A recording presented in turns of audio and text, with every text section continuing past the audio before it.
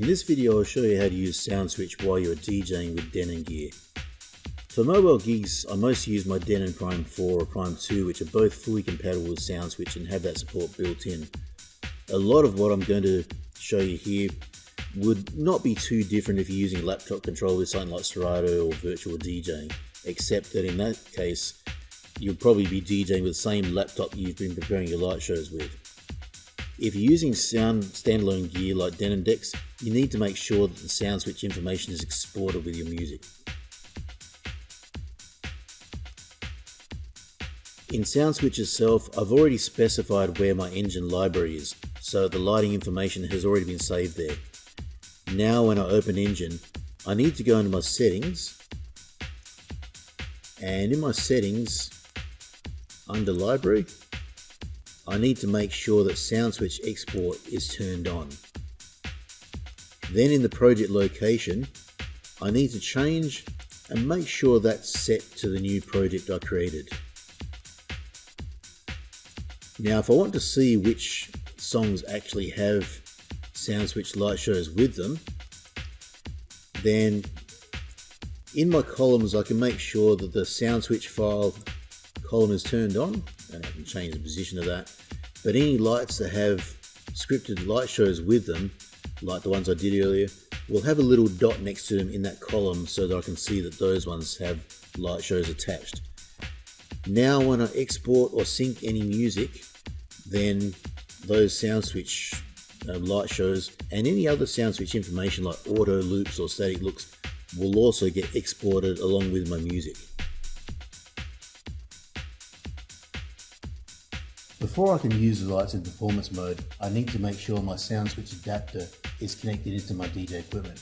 If you're using something like Serato or virtual DJ with a controller, then you can just leave it plugged into your laptop. But since I've exported information onto my Denon deck, then I need to plug it into there. On the back of my Denon deck, there are USB plugs. I've found from experience that the one you plug it into does make a difference, because on the Denon decks, the bottom plug is a newer, faster type of connection, and I've found that plugging into that one is the only one that actually works. So make sure it goes into there. Now that it's plugged in, I'm ready to start using it on the Denon deck.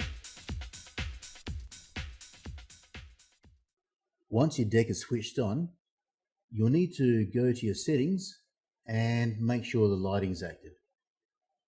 If you've just turned on your deck, then it will probably come on and confirm that you want to go into Soundswitch lighting.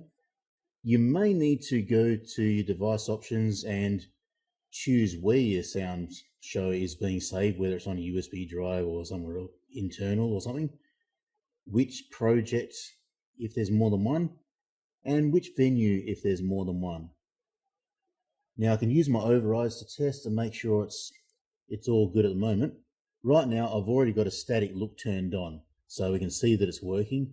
But in the overrides, I can test those as well. So for example, I can press the white button, and with my static look turned back on again, I can go to my overrides and I can check my positions for the movers.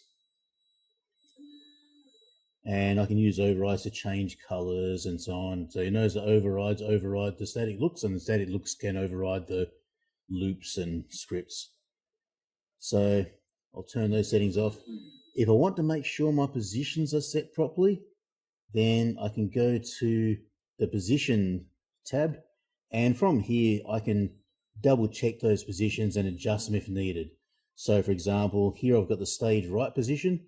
If that wasn't quite right, I could make some fine adjustments if needed, just to make sure it's okay.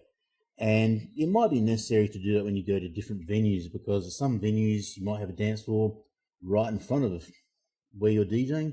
Other times the dance floor might be off to the side or a bit further away. So if you have a venue that you DJ at a lot, then that's where you could use different venue settings within your Soundswitch project so that the lights are already positioned accordingly. So now I'm going to go back to my main view, and I've got a couple of songs loaded in my channels.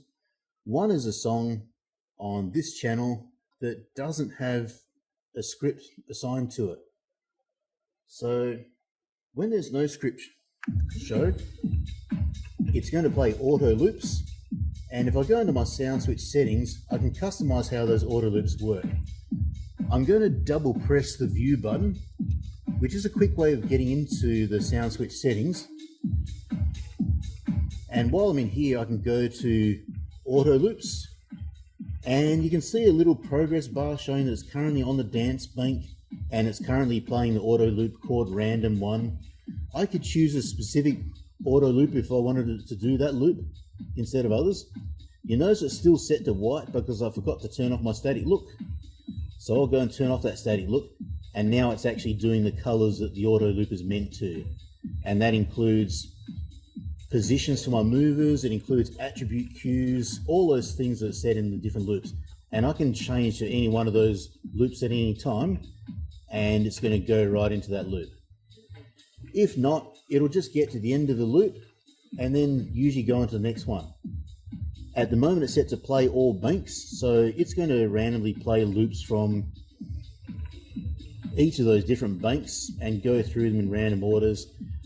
If I want it to just play a particular bank, such as if I want to stay on the dance bank, then I can do a long press on that. And now it's only going to go through loops in that bank rather than going into loops from my smooth bank. I can also choose an option here to override scripted, but I don't really want to do that most of the time, because if I've got a song with a scripted show, then that's what I want to be happening. So I'm going to go back to my main view, and I'm going to mix in a song that has a scripted light show.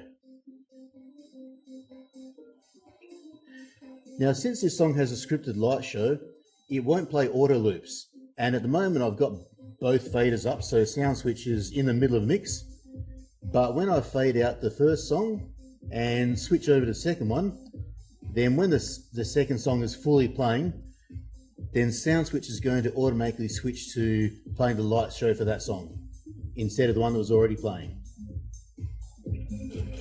So now the scripted light show for that song is in effect.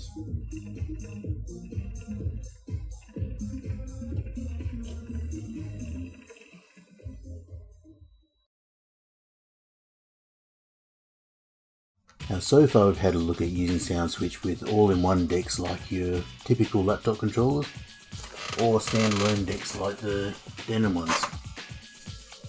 When you're using gear like this, you have the mixer section, you've got your decks. They're all connected to each other internally, which makes it easy for Soundswitch to work. What about when you've got a setup like this though? With your typical mixer and decks kind of setup, like I've got here, mixer, a couple of decks, a couple of turntables, can you use Soundswitch with this? The answer to that question is not a simple yes or no. Here I've got denim decks, and all recent denim gear is compatible with Soundswitch. So from these decks, if I had them connected to Soundswitch, I could bring up the Soundswitch information and have it all on screen, but whether or not it would actually work with my music is another matter. When you've got decks like this, like your CDJs or Denon SC6000 setups, normally they're connected to each other using Ethernet cables, the same sort you would normally connect computers together with. And this allows you to share music from one deck to another. Also allows for certain features of the decks, like being able to use instant doubles, loops, and of course, love it or hate it, the sync button. The way they're connected to the mixer though is normally using audio cables like these RCA cables. Now these can take sound from your decks to your mixer, but they don't send anything from the mixer back to the decks. Because of that, your decks, which might have Soundswitch on them, don't have any way to modify or to monitor the faders on your mixer, which is essential for Soundswitch to be able to know which song is actually playing.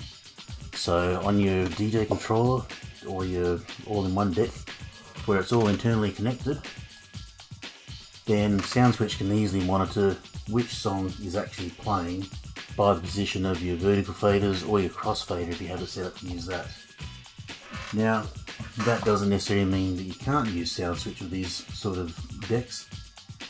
It just means that some of your functionality might be a little bit different. Now it also depends on the kind of mixer you've got. Most mixers, as I said, you need audio cables to go from your deck center mixer, but most recent Denon mixers actually have essentially network switch built in, so you can use Ethernet cables to connect your deck straight into the mixer. If you have that kind of mixer, then you can use full Soundswitch functionality exactly the same as you would be able to on an all-in-one or standalone controller. But if you don't though, then you can use Soundswitch in BPM detection mode. Now, when I use this gear at home, as I often do for things like live streams, I often like to just have a few little lights on as part of the live stream, and in order for them to work, I have this gear connected to my computer, which I already do because I have the sound going through my computer for the broadcast, and that sound input going into the computer enables Soundswitch to use BPM detection mode.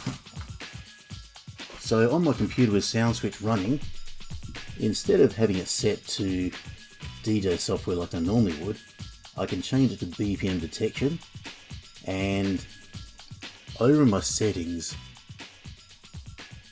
there's a tempo detection tab, and if I actually have a bit of music playing,